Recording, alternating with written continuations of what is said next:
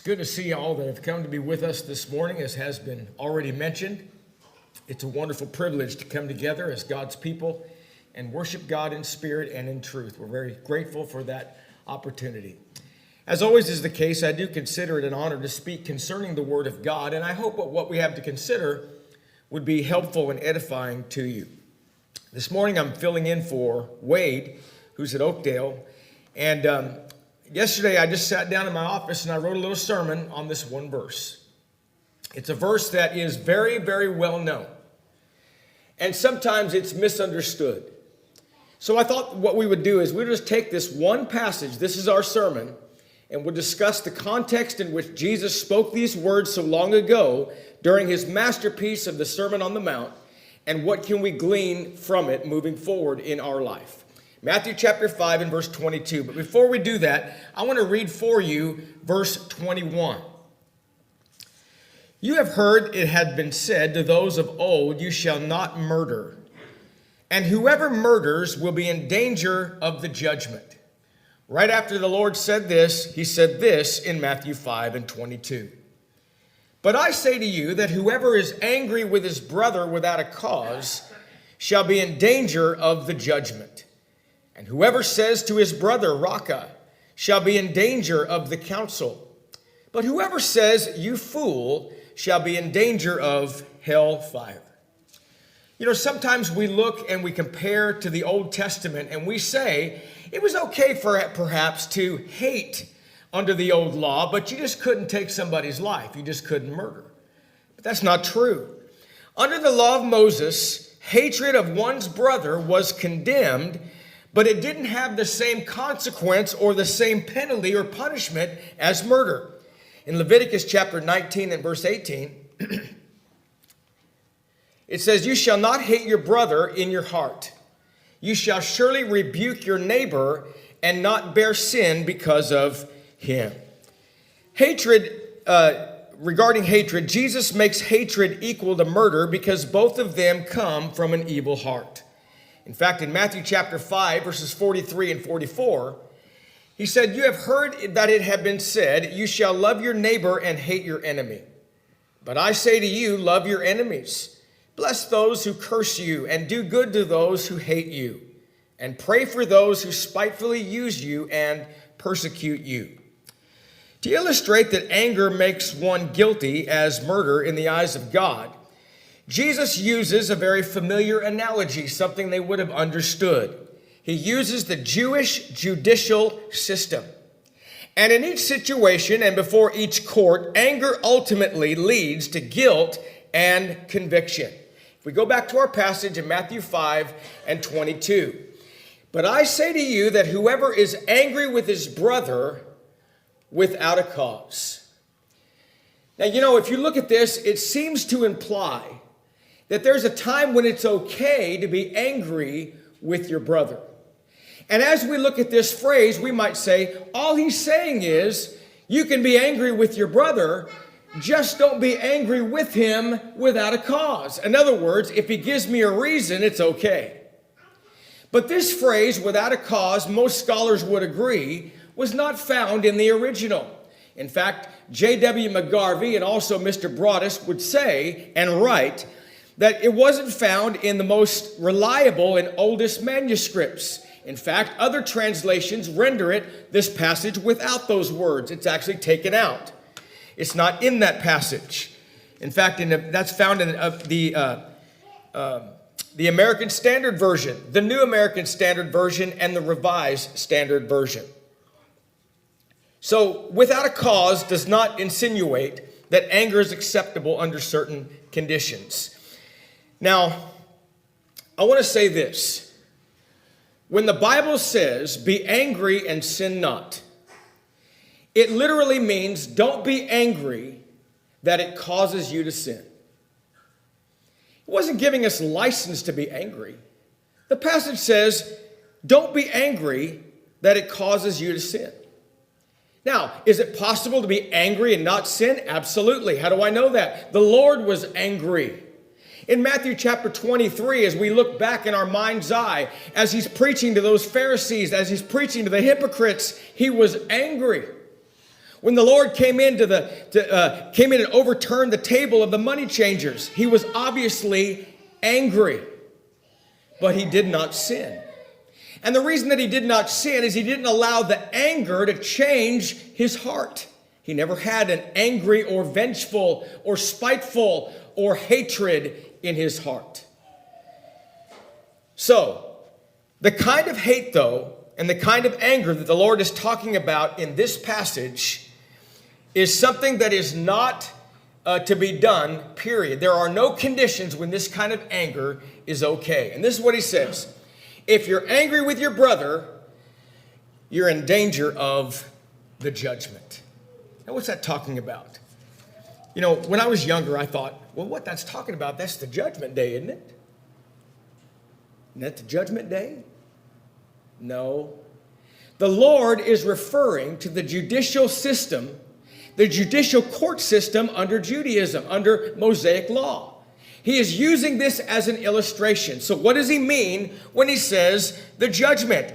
It is in reference to local municipal courts of the town elders. In fact, we can read about that in Deuteronomy chapter 16, verses 18 through 20.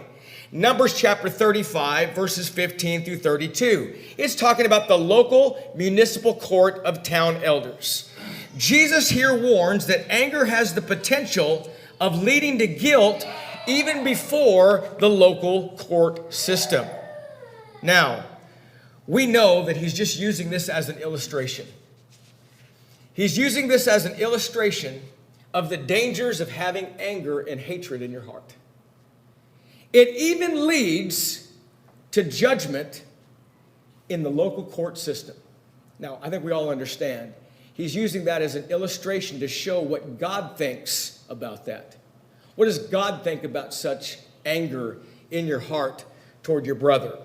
And in reality, that's what the Lord's talking about. Then he says this, in addition to that, whoever says to his brother, Raca. Now, what's Raca? Raca is an Aramaic term for contempt or scorn. Actually, the meaning, if you look at the direct meaning, it actually means empty-headed. It means blockhead or senseless.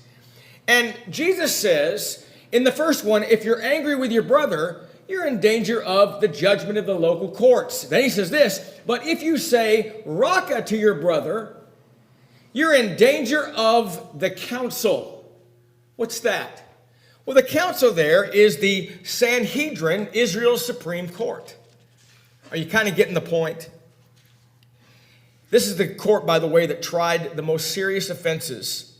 It pronounces the severest penalties, including death by stoning. The Lord's point here is the same as before. Jesus uses the court system of Israel to show that God judges the man who resorts to verbal scorn, just as guilty as if he were judged guilty of a capital offense. I'm going to tie all this together, I promise, in just a few minutes. But then he says this, but whoever says you fool, whoever says you fool. Let me ask you something. Is the word fool in itself a bad word? No. In fact, I got to tell you something. You know, times have changed. And you can just look at different generations of young people, and they have their own little language. I remember back in my day, everybody called everybody dude, and then say something, or hey, dude. That was kind of our word. You know what it is now? Different. It's yo and bro and even fool. Hey, fool. Is the word fool in itself wrong? Is it sinful to use words like fool? Well, no, because the Bible actually talks about that, and I'll get to that later on. But what is he talking about when he says, you fool? It actually means to be dull or stupid with reference to moral worthlessness. That's what that actually means. So the context determines whether it's right or wrong. To call this term or call somebody by this term shows utter contempt for God. One scholar said, to criticize the creature is to slander the Creator. That's why it's wrong to call somebody a fool in this manner. Jesus shows that when an angry person demonstrates such an attitude toward his fellow man, He's not far from the actual act of murder. And then he says this, and if you are guilty of all this, and you're guilty of saying fool, you're guilty or in danger of hell fire. You know, hell fire in the original language here is in reference to the valley of Hinnom. It's Gehenna. And by the way, that was a ravine. It was a literal place. It was a ravine south of Jerusalem, and it's where the pagan god Molech was worshipped in 2 Kings 23 and verse 10. When Josiah abolished those pagan practices, the valley was turned into a fiery dumping ground for filth and corpses of criminals. You remember, I've even preached on this. Do you remember when I said about the Lord that his grave was to be assigned among wicked men, but he would be with a rich man in his death? What an amazing passage. What he was saying is, it was prophesied that there were those that assigned his grave among wicked men. Where was the grave among wicked men? It was in the valley of Hinnom. It was a place called Gehenna. It was the valley waste dump, and that's where they took the bodies, corpses of those that were guilty criminals, and they threw them there. That's the literal place called the valley of Hinnom, called Gehenna. However, Jesus borrows this term to denote the final eternal punishment of the wicked. And you know what's interesting here? Some people believe that judgment, counsel, and hellfire represent different degrees of punishment. I've actually heard it explained that way before.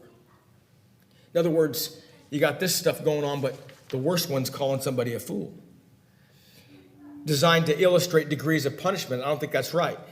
Death by sword, by the way, was inflicted by the lower courts. Death by stoning was inflicted by the Sanhedrin.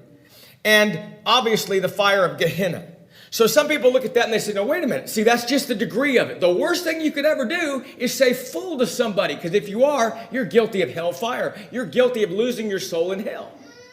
Well, let me ask you this. If it's talking about the end of time in the word judgment, what's different between being guilty of the judgment and guilty of hellfire?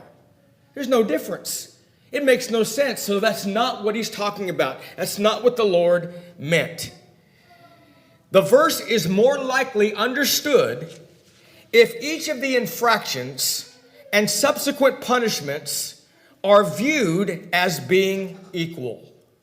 In other words, notice, anger leads to guilt. Raca leads to guilt. And somebody calling somebody in the context in which we said, fool, leads to guilt. And the reason for this is because the evil thought begins the process.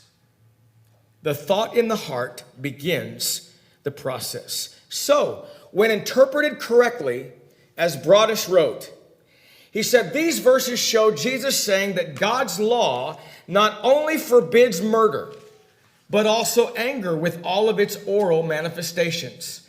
Every infraction, even those of the heart, is liable to judgment before God. What are they again? Anger is your emotional distaste for another. Raca scorns a man's mind and calls him stupid. Fool scorns a man's heart and a man's character. So, the point of this verse is as follows. No one has the right to emotions that lead to contemptuous speech or harmful deeds or actions against his fellow man. Therefore, Christians should avoid calling others terms that demean them, as they were created in the image of God. I got to make a point, and you all will relate to it. I know you will. Because you know why? We've all done it. I'm going to say something we've all done, okay? But let me preface it by saying this. Sometimes we think we have the right to say whatever we want to say, because after all, freedom of speech, if I want to say it, I get to say it. No, you don't. The laws of the land may say that you're allowed to say it, but there are things we shouldn't say to each other. There are things that a Christian shouldn't say at all. So we should never think that we have the right to say it just because we feel it and just because we want to. Let me tell you something. Here's what we all have done. Sometimes we also justify poor behavior, and we justify saying things in anger by saying, well, I was just mad. You ever done that? I have. I was angry. But you know what happens when you say things when you're angry? I think there's two things that are possible. Number one, you say things you do not mean. And sometimes you do that as a weapon, lashing out because you're angry. So sometimes, number one, you say things when you're angry that you do not mean. But number two, you say things that you do mean but shouldn't say. Did you get what I just said? You can actually mean something and it doesn't give you the license to say it. So I think two things I think it applies to all of us. We say things in anger that we don't mean, and we say things in anger that we do mean but shouldn't say, should keep to ourselves. Have you ever said something when you're angry and think, man, I wish I hadn't said that? I can't tell you the number of times I've had to go to somebody and apologize, and everybody that's married understands this. Sometimes the gloves come off and we say things we shouldn't, and then what do you got to do? You got to apologize to your spouse. But you know what? Here's the problem. The problem is the damage is already done. If you say something, the damage can be hurtful. Things that are said in anger, and those things build up, and you can be forgiven, but sometimes the damage doesn't go away, and it affects relationships. So there are things that we just should not say. I think that's what the Lord was talking about, and it begins with the heart. Jesus was often angry, though. Let me just say this as I wrap up my remarks. He was angry with the Pharisees, and on occasions, you know what he called them? He called them fools. The conclusion drawn is that such language might not be essentially wrong in every situation. The terms, however, are reserved by Jesus for the hardest hearts and not to be spoken in flippant anger. Are you seeing the point? You might say this, if I do something that is foolish, you could say, you know what? Frank did something that was foolish. Therefore, he was a fool in doing that. Anything wrong with that? No, not at all. Because my behavior was foolish. There's a difference between saying something describing a foolish behavior or act and calling somebody something in flippant anger that is hurtful. There's the difference, and that's what the Lord condemned. When you call somebody, you fool in that way. Okay, a couple other examples. The Bible even talks about the word fool. In fact, in Psalms 14 and verse 1, it says, the fool says in his heart, there is no God. It describes somebody that says there is no God. You know what it is? He's a fool in his heart. Remember when Jesus was dealing with that rich man? When he was dealing with the rich fool? He was talking to him and he said, this man said, I got all this stuff. I'm going to do all this. Here's my plans and all that. But he didn't leave God in his plans. You know what Jesus says? Thou fool, this night thy soul shall be required of thee. See the point? The word fool in itself is not wrong. How it's used in the context in which it's described, that's what's in question. That's what the Lord condemned. So from this passage that we learn this. We learn that things that we say matter. And all of the things that Jesus said and spoke of, all the things we're guilty of judgment, and we put ourselves in line for being judged or condemned as a result of that. So we need to watch what we say. It begins in the heart. Sometimes that's difficult. I've always been one of those quick speaking guys. In other words, quick responders. But the Bible says I need to be slow to respond. I'm better now than I've ever been, but it's a work in progress because you want to say something right back. Sometimes it's better to just sit back, take a deep breath, swallow, as my dad would say, and then use your words and season them with salt. We thank you for listening to our podcast put on by the Church of Christ at 2215 Plans Road in Bakersfield. If you would like any additional information, or you would like to receive a free Bible correspondence course by mail, please email us at info@churchofchristbakersfield.com. Our service times are Sundays at 10:30 a.m. and 5 p.m., and Wednesdays at 7:30 p.m. please make plans to join us. We would love for you to be our honored guest.